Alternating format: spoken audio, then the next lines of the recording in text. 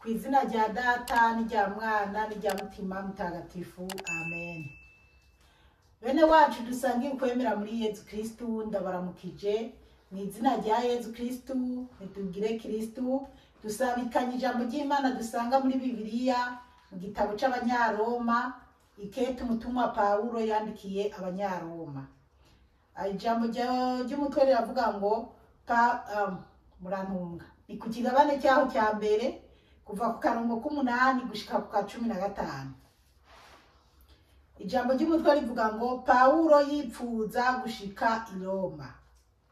Ubwa mbere ndakengurukiye Imana yanje ku bwa Yezu Kristu kubiberekeye mwese, kuko ukwemera kwanyu kuvugwa ku isi yose. Imana ni imbere icabona yo nkorera mu mutima wanje mu kwigisha inkuru nziza y'umwana wayo, ntahengeshanya kubibuka saba mu bisabisho byanje byose ko nobona uburyo bwo gushika iwanyu. Ni kwaba ariko Imana ibishaka, nkako ndipfuza kubabona kugira ngo ndabahe ku ngabirano ya mutima, kugira ngo mureme kandi muhanurane muri uko kwemera musangiye nanje. Bene wacu, sishaka ko muyoberwa ko keshi nipfuje kuza iwanyu kugira ngo ngire ico no kuri wanyu co kimwe mu yandi makungu, ariko ntibiranshobokera gushika ubu. Ari abagereki canke abataribo, ari abanyabwitonzi canke ibiburabwenge, ntegerezwa kuba uwa bose. Nico gituma jewe nshashaye kubamenyesha inkuru nziza na mwebwe nyene muri i Roma. Bene wacu muri Yezu Kristu, iri ni ijambo ry'Imana. Dushimiye Imana. Aleluya, amen, aleluya, aleluya, amen, amen.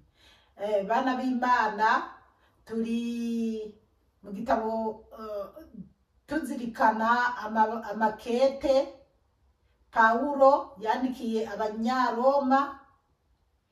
Ubwo rero twarasomye, mbega turazi ingene Paulo byagiye biramugendekera mu butumwa Yezu amaze kumutora. N'ubu rero turabandanya. Ubwo rero ijambo ry'umutwe riravuga ngo Paulo yipfuza gushika i Roma. Paulo yipfuza gushika i Roma kugira aganire n'ab'i Roma. 8 hakavuga ngo ubwa mbere ndakengurukiye Imana yanje ku bwa Yezu Kristu kubiberekeye mwese, kuko ukwemera kwanyu kuvugwa ku isi yose. Aleluya, amen. Paulo yandikiye aba Banyaroma, yanditse avuga ati ndakengurukira Imana. Aleluya, ngo ndakengurukira Imana yanje. Paulo ashima Imana, akengurukira Imana, atakiri wa undi Sawuli w'umwicanyi wo gutoteza abakristu. Ubavuga ati ndakengurukira Imana yanje na Yezu Kristu, agakengurukira Yezu Kristu we yamwigaragarije akamutora muri benshi.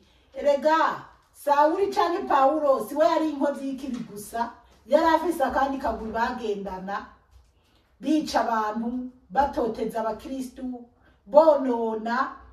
Ariko we wagirwa ubuntu abivamo, baranamuhiga, baripfuza kumugirira nabi, ariko kuko Yezu yari yavuze bari kumwe na Yezu, Yezu yaramuproteje. Ubwo rero akavuga ko ngo kuko ukwemera kwanyu kuvugwa ku isi yose. Yarazi neza ko ab'i Roma bafise ukwemera. Murumva ko abantu b'i Roma ku isi yose baravugwa, bari bazi ko bemera by'ukuri. Niyo mpamvu rero buriya i Roma hari icyicaro koko cya Petero mutagatifu, ariho hari icyicaro cya Yezu Kristo. Haleluya, amen. Rero nuko 9 haravuga ngo Imana ni imbere icabona, ngo Imana ni mubere icabona. Ibaze umuntu yishingira intaha akavuga ati Imana imubere icabona, nuko yarazi ko yamaramaje atakabi mu mutima wiwe agifise ko guhemuka. Icabona yo nkorera mu mutima wanje mu kwigisha inkuru nziza y'umwana wayo ntahengeshanya kubibuka, ngo Imana nimubere icyabona, ngo yoyo akorera ngo n'umutima wiwe wose. Pawulo akorera Imana n'umutima wayo, n'umutima wiwe, umutima wa Pawulo wose ukorera Imana, ngo ntahengeshanya gukorera Imana. Ibaze gutora icyabona ku Mana, ngo kubera umukama Yezu Kristo. Bana b'Imana, aha rero hari ibintu nca ntekereza byinshi nkavuga Mana, iki gihe abatumwa abavuga ko ari abakozi b'Imana ni benshi kandi kubatoranya biragoye. Abantu turumva twiruka nyene tubonye uvuga ngo Yezu ngo yantumye kuyicanke se, abandi bakunda kuvuga Yesu ngo yanambwiye guzana 10,000 uzana amajana nkukure ko karande zaguteye nkukure ko ibi nibi, ugasanga bariko barabeshera Imana. Ariko Pawulo we yavuga ati Imana ni imbere icyabona. Kandi bana b'Imana, burya abantu bavuga ko bariko baravuga inkuru nziza n'ubujyaje babesha. Biremera umwaka umwe, biremera ukwezi kumwe, biremera amezi 5, biremera umwaka canke n'ibiri wanashaka, mugaba amaherezo biraba nabi, kandi umuntu yaraba nabi bikamuherera ko nabi. Rero kuko kuja imbere y'abantu ukemeza ngo Imana yagutumye, Imana niyo yavuze, Imana yakuntumyeko, uyibeshera, suko Imana itabirikira rabyo iyo nkinamico canke se iyo movie yimbari movie mu cyongereza, ayo masenema mwisi iyo turiko turikoza bitwikoza biriya tubesha tugira iki. Nkakurya abantu bakina ama movie, bamwe bagakina babesha ibi, abandi bari mukuru kubandi bagize iki. Rero Imana nayo iraturaba, umuntu yagiye hariya yafashe Bibiliya y'Imana, ngo Imana yantumye yambwiye uku genza uku. Haje Imana iraturaba ikaseka ikaraba ikavuga ati aba bantu kweri nzobagire gute, ikinumira gusa, ariko irababara. Burya ibyo twoza turafina byose, gufinisha izina ry'Imana. Muri Bibiliya haranditse ngo kirazira no kurahirira ubusa izina ry'Imana. Mu by'ukuri kuza kurahira izina ry'Imana ku kintu cy'ukuri, ibyo nta kimana bigitwaye. Ariko kuza kurahira amafuti izina ry'Imana ni ngorane pe, ni ikibazo gikomeye. Pawulo rero yarabirimo neza, natwe dusaba umukama kugira tubibemo neza, tureke kubinjyajya, tureke kubeshera Imana, dukorera Imana nk'abazopfa ejo, nk'abazopfa umunsi tutazi, canke nk'aho Yezu azokubita inzamba akajana ishengero, ukamenya uti mbega nk'ubu yokubita inzamba yonjana niko ndabesha ngo yantumye kandi atantumye. Imana idutabare cane, iduhe no kubitahura cane. Nsaba mu bisabisho byanje byose ko nobona uburyo bwo gushika iwanyu ni kwaba ariko Imana ibishaka. Haleluya, amen. Pawulo yandikira Biroma yaravuga ko asaba mu bisabisho byiwe, arasenga agasaba Imana ko yomuha gushika aho bari, yoshika i Roma. Kandi Pawulo yizeye ko ab'i Roma abantu b'abakristu basenga by'ukuri, akifuza kuzoza kubonana nawe. Cyane cyane Pawulo yarazi ko abiroma bakunda Imana, bubaha Imana. Pawulo inyota yarafise yari iyo kuza kubasigurira ibya Yesu Kristo, kugira i Roma bamenye neza ingene Yesu yishwe, ingene Yesu yababajwe, ingene Yesu byagenze, n'ingene Yesu yamubonekeye akamukura kuri Sawuli akamushira kuri Pawulo, ku izina rya Pawulo, akamukura mu bugome n'ubuja yarafise, akamugira musha, akamuhindurira izina, akamuhindurira umutima. Pawulo akaba umukunzi w'abantu bose. 11 nkako ndipfuza kubabona kugira ngo ndabahe kungabirano ya mutima, kugira ngo mureme. Noneho birasiguritse kuko avuga ati nipfuza kubabona kugira ndabahe kungabirano ya mutima, kugira mureme. Haleluya, amen. Pawulo kwari kugira ababone, ababwira ibya Yesu, abahe kungabirano ya mutima mweranda yari yarose. Hanyuma nabo bagende kuvuga ubutumwa bwiza, nabo baze baravuga ubutumwa bwiza butari ubw'ubujyajya. Rero cyari kipfuzo kiza kuri Pawulo.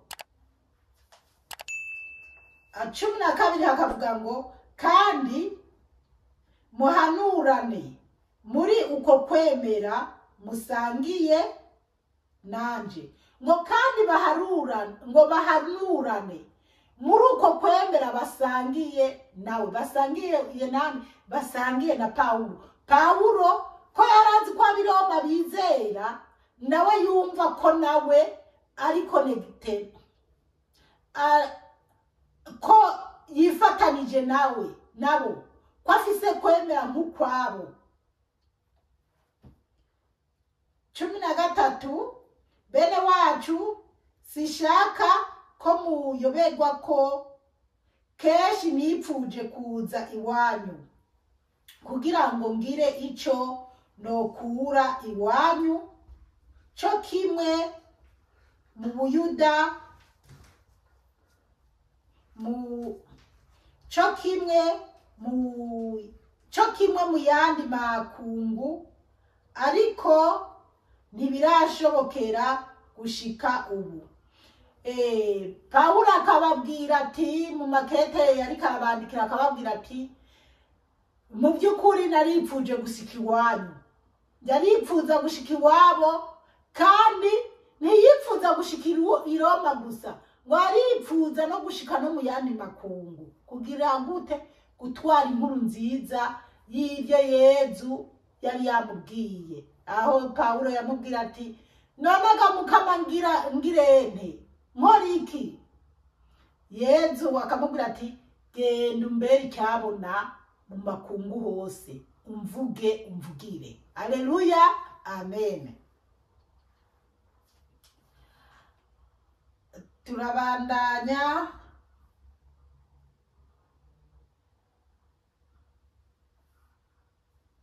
Cyo kimwe mu yandi makungu, ariko ntibirashobokera gushika ubu. 14 haravuga ngo ari abagereki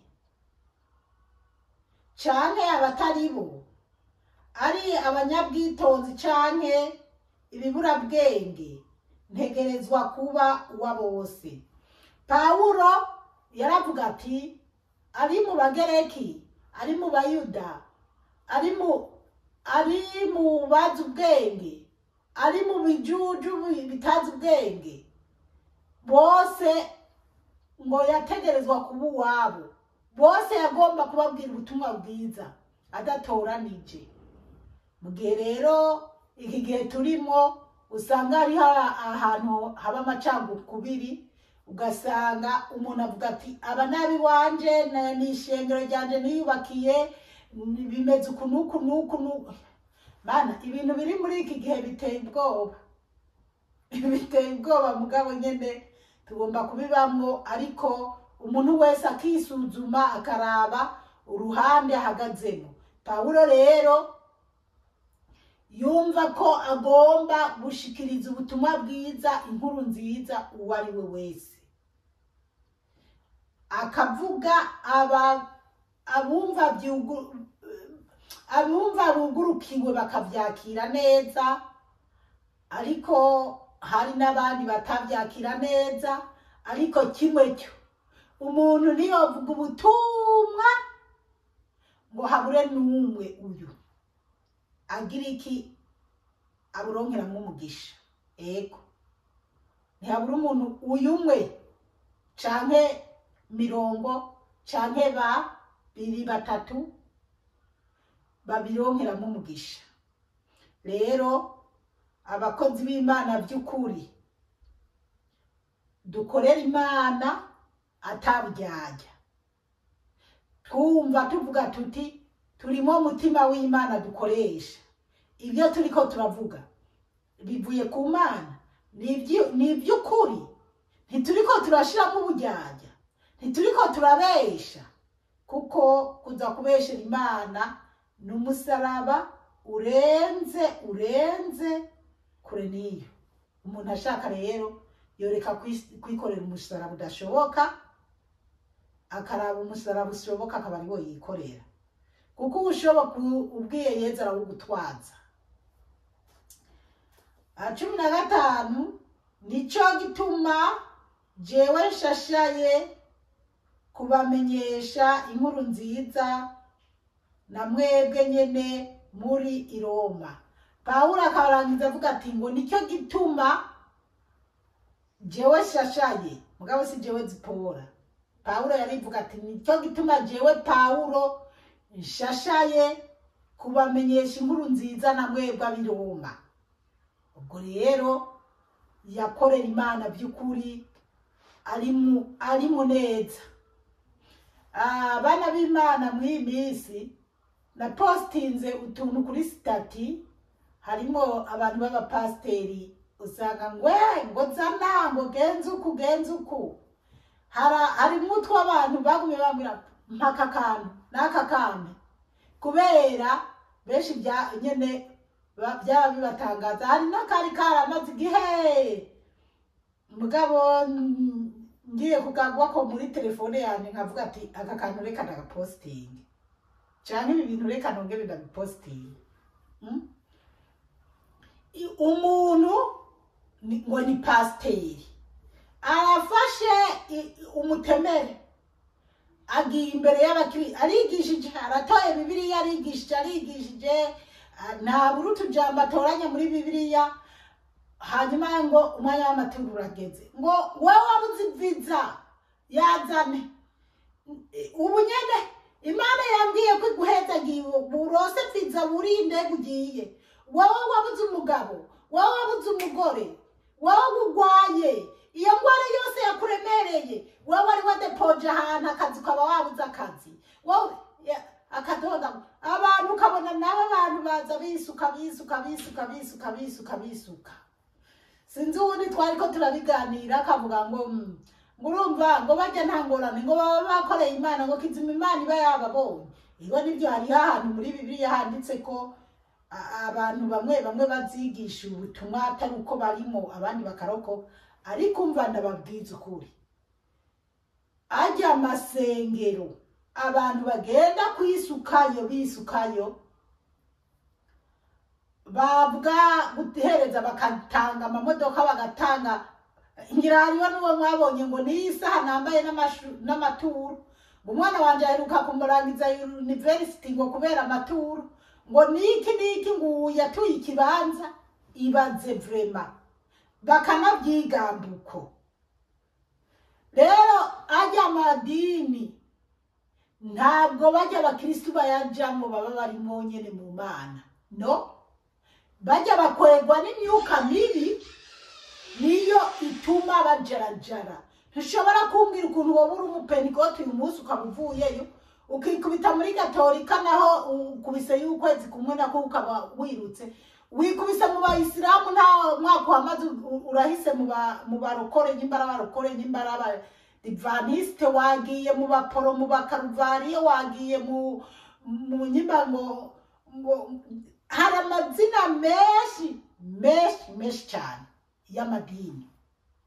Hanyuma ngo urimo umwuka w'Imana, nta umwuka uba ukurimo, ahubwo raba iyo uwo mwuka uri kurakujumbagiza ukakugira imaraya zo mu madini, uzoze uraraba neza.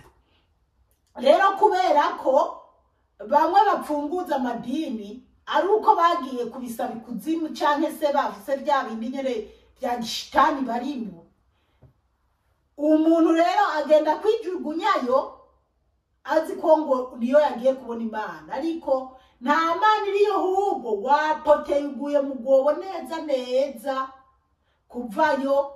Nuko uba ufise umuryango gusengera canke kumbure ukaba woshishoza ukaraba ati pu naribeshe, naribeshe. Hari abantu, hari ibintu mbona no ngaha mu bihugu biteye imbere, reka gezaho mugabo gusa kujarajara uva uja hari utambu. Yesu we, ibyo bintu sivyo, mukwegwa n'imyuka mibi.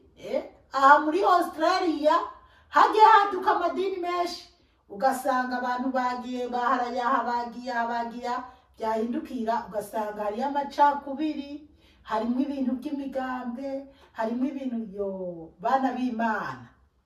Uko siko gusenga Imana. Oya, rero Pawulo yarimwo neza, yipfuza ko n'abandi babamo neza, ababwira ku byo Yesu yamuhishuriye, kugira bemere neza bazi uwo bariko barakurikira.